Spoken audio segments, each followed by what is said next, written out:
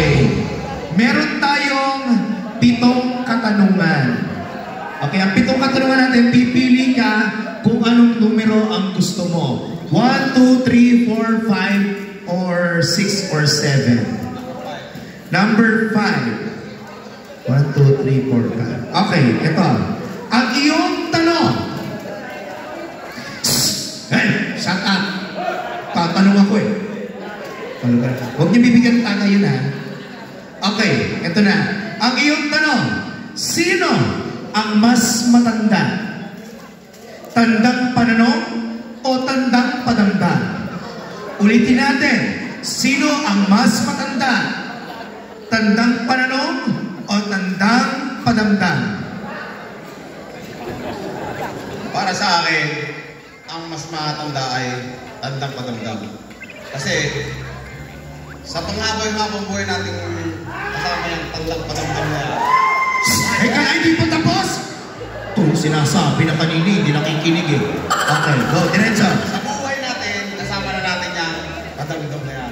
Naandun yung galit ng nanay, naandun yung galit ng kung sino-sino dyan. May tanong ako sa inyo, alam niyo yung tandang pananong? Tsaka ano yun? Ano yun? Tandang pananong ay... Question mark.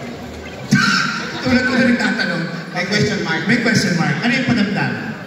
Padamdam is yung sweater. Yung pag ganon. Yung pag ganon. Galing. Apir. Sige, diretso. Para sa akin yung talagang mas matanda kasi simula't simula, naandyan yung galit ng magulang, yung galit ng kung sino-sino pero habang nagagalit yung mga yan, doon papasok yung pagkakatuto mo para ikaw ay umunlad sa buhay. Yun lang po, salamat. Wow! Palakpakan natin! Candidate number 1. Nandiyan, candidate number 1. Pahinga ka muna sa likuran. Galing ni candidate number 1. Alam niya ang tandang pananong at tandang padamdam. Dahil dyan, tawagin natin si candidate number 2. Bago lahat, kumusta ka, candidate number 2? Okay lang po. Relax po. Baka gusto mo nang bumate? Binabati ko po ang lahat ng mga taga-Gran Acacia. Lalo po ang ating mahal na Kapitan Edwin Baron sa kanyang magandang panungkulan sa ating banay-banay. I love you all. Wow. Okay yun. Wala nang question number 5. Pipili ka na lang. 1, 2, 3. Uy, hindi. Yung number 5 lang siya sabi ko.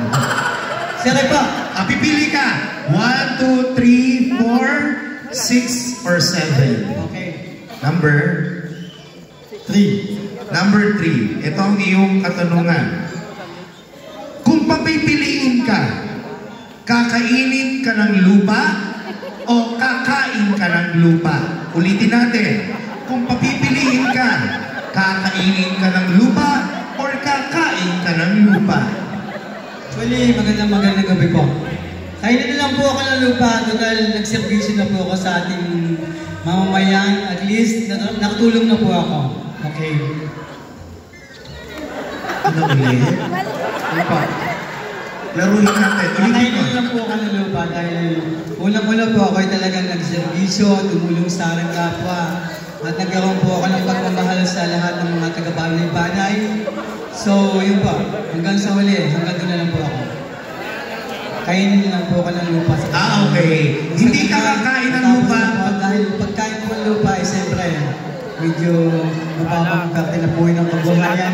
Hindi naman po ako nagsisikap. Dahil wala po kayo nagsisikap dahil padyak po ako. So, once in a lifetime, gumagala po kapag lumabas po ako ng bahay, hawak ko yung kabayo ko, kumikita po ako para sa aming pamilya. So, yun po. Yun po. Okay? Alright! Uy, ang galing ha. Palapakan natin, candidate number 2. Siyempre naman, kung tayo nagsumikap, nagbigay tayo ng magandang mga bagay sa mundong ito, hayaan na lang natin na yung lupa kumain sa atin. Ibig sabihin nun, tayo ay, sabi nga, nagawa na raw natin yung parte natin. Perfect. Okay, so now let's have candidate number 3. Ayan, candidate number 3. Kanina, naging si Masculados ka. Kamusta naman, candidate number 3? Okay lang po. Bati muna tayo. Bati muna, candidate number 3. Magandang gabi po, sa ulitin po, magandang gabi po sa inyo lahat at sa ating mabutihing kapitan at 10 na kanyang mga kasama sa kanyang may bahay. Maraming salamat po sa inyo. Okay. So napili na po candidate number 3 si number 3 at number 5 na question. Ngayon naman ang pipiliin nyo na lang ay 1, 2, 4, 6 at 7. Number 1 na lang po. Number 1. Okay. Ito na ang tanong. Makinig mga kaibigan. Sino ang mas mabait? Santong kabayo o banal na aso? Ulitin natin. Sino ang mas mabait? Santong kabayo o banal na aso? Banal na aso po. Kasi ang aso po ay madali silang turuan at sila po ay nakakatulong po sa atin sa mga kapwa natin tao. Maraming salamat po. Alright, thank you so much. Candidate number 3. And now let's give it up for candidate number 4. Alright, candidate number 4, kamusta ka? Ito medyo inahabol pa. Pero sumasayaw ka talaga. Matayaw po, pero wala lang practice talaga kanina. Biglaan. Oo nga. Nakita ko nga 25 minutes yung tugtog mo. Akala ko ubusin mo yun. Kung hindi ka hiningan, diretso yun. Diretso talaga yun. Okay. Okay. Pati ka muna sa mga kasama natin. Magandang gabi po sa inyo lahat. Lalo na sa ating gadis. Lalo na sa DOB. Andyan. Magandang gabi sa inyo. Pati kayo yung kapitan. Dapat itang sumali. Alright. Candidate number 4. Napili na po si number 1, number 4, number 5. Number 3 at number 5. Ngayon, pipiliin nyo na lang po ay number 2, number 4, number 6, at number 7. Number 2. Okay. Makinig, everybody. Ito ang iyong katanungan. Sino ang mas madaldal? Putak-tik-putak ng putak o talakito na talak ng talak? Ulitin natin. Sino ang mas madaldal? Putak-tik-putak ng putak o talakitok na talak ng talak? Talak ng talak. Kasi nadanasan ko sa asawa ko yung puro talak yung naabot ko. Ayan yung lamig. Ito tayo. Ano sa Patay ko pagkabago. Diretso, diretso! Diretso.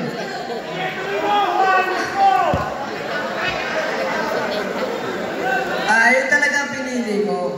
Kasi, yung talak ng talak, may aral din naman yan. Yung tinatalak sa akin na asawa ko, ay may aral din sa akin. Katulad na, huwag kang mambababae.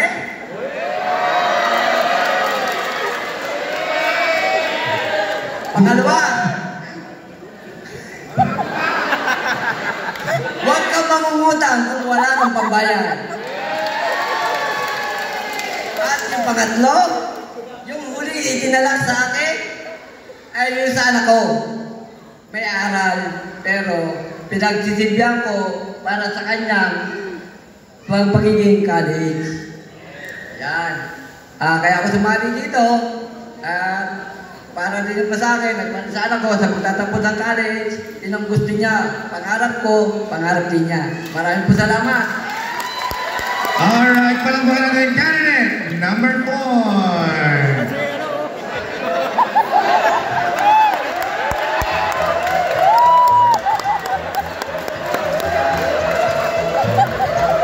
Pwesto pa eh, no?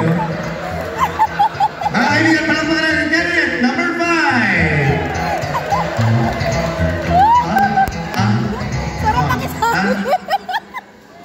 Hey. Kumusta ka, candidate number 5? Lasing nga ba? Ayun o, si Kapitan yan yung bigyan ng alak sa amin eh. Ganun ba? Kasalanan ko ba yun?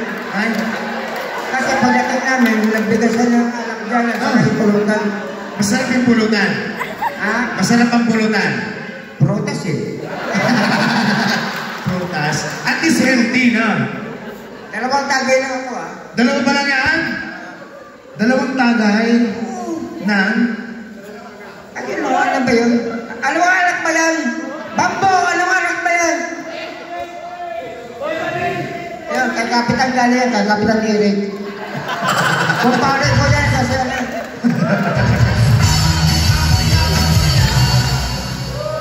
Nakastama ito no? Okay, eto na. Bati ka muna. Bati ka muna, bago tayo magtanungan. Binabati ko may mga fans ko dyan. Lahat, mula Luzon hanggang Visayas. Ganda. Mindanao. Hoy, pero naka-live tayo ha. Ayan, live tayo sa Facebook page natin. Okay na yun, no? Bakit ba? Okay. Bumati ka, hindi ko sinabi ano. Hi pa, sabihin mo. Binabati ko pala yung mga ex ko dyan. Ganda, may ex. Pero may asawa ka na, candidate number 5. Meron na. Delikado eh.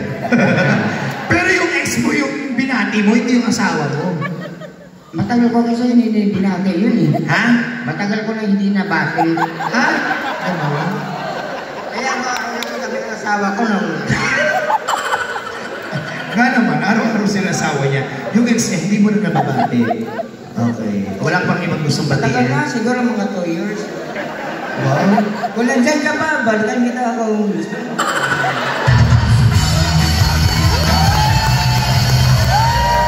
Ano po yung pinatira niyo dito, ha?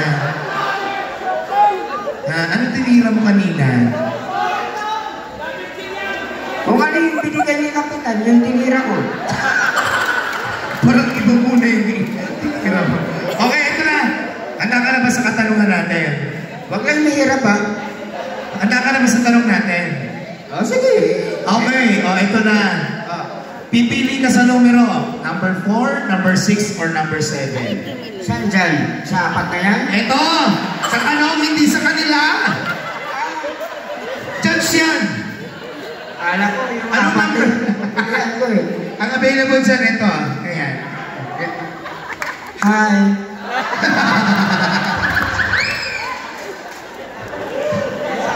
Ha? Kasama yan. May asawa ka na ba? Wala pa daw.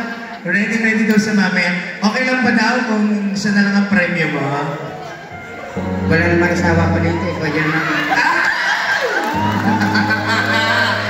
Perfect! Pagpapaalam po natin yung sa manager namin, si Naistar. Mama Star, okay lang ba? Nakashirt pa siya. Teka lang. Ito kasi, pares ganyan. Pares kayo may lawet. Okay lang sa'yo? May lawet. Tay. Tambo! Sino ba na gusto? Kaya na lang. Napagkamalan mo, ha? O, ito na. Pumili ka na. Number 4, number 6, or number 7? Yung tatanong ko sa'yo, pumili ka. Ito na. Ipipisak kita eh. Ano nga? Number 4, number 6, o 7? Gusto ko yung 6. Ha? Ulitin mo nung. Ano yung gusto mo nung? Gusto mo na ang number? 6. 6. Hello. O, ito na. O, ito. Ito ang tanong sa'yo. Ano ang mas susundin mo? Teka lang, wala pa. Hindi pa tapos. Sigaw ng puso mo o sigaw ng nanay mo? Ulitin natin. Ano ang masusundin mo? Sigaw ng puso mo o sigaw ng nanay mo? Sigaw lang nanay ko. Bakit? Yung nanay ko matindi. Sigaw ng puso ko, pwede yung sa iba eh. Pwede mo ibaling sa iba. Pwede mong pumunta dun sa iba. Ipakita mo sa iba. Tulad nito, 4 sila. Pinili mo ito. Yan ang available dito eh. Kaya nga, kung ito yung susundin ko, ay teka lang! Teka, tapusin ko muna yung yung sagot mo. Kung siya isusundin mo, sino Kaya nga susundin ko. Kala ko ba nanay? Kala ko ba nanay mo? Hindi. Eh, ba't nung umalis, sinundan mo? Patay tayo dyan. Kala ko ba nanay mo? Hindi. Bakit nanay mo? Puso ko na lang. Papalit-palit ka. Umalis na kasi. Mas din nanay mo? Kung ano sa totoong sagot, sigaw. Ano ulit yung ano? Anong pipili o anong susundin mo? Sigaw ng puso mo o sigaw ng nanay mo? Pwede lang kantahin ko na lang yan. Ha? Sagot? Kakatay na lang niya sigaw ng puso. Hindi. Kung sa totoong sa nanay ko na lang. Nanay mo. Bakit sa nanay mo susundin mo? Kasi baka mamatay lang yung nanay ko eh. So, huwag mo kong kayakin. Alam nila yan, mamatay lang yung nanay ko. Nanay ko din. Gusto mo share ko sa iyo? So, convince. Congrats. Congrats sa matay nanay natin.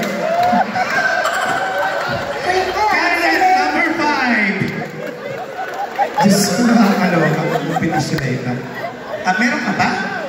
Hindi ka pa tapos? Bumalik siya. May papalta mo na naman yung sagot mo? Yan ang yung sagot ko. Sigaw na? Puso na. Ng nanay ko. Kuya ko, nasa may tubo. Nasa may tubo. Bakit puso dito? Okay ka na, tapos ka na. Babatayin ko muna yung mga taga-Bambo. Si Kuya Ola, na presidente namin, si Vice President, na si Paling Bryce, at saka lahat ng mga member niyan. Yan. At saka Sino pa? si Paling Potel, na kumpara ko yan. Taga-Bambo. Okay. Palawalan once again, candidate number 5. Ayan, DJ, pa-remove na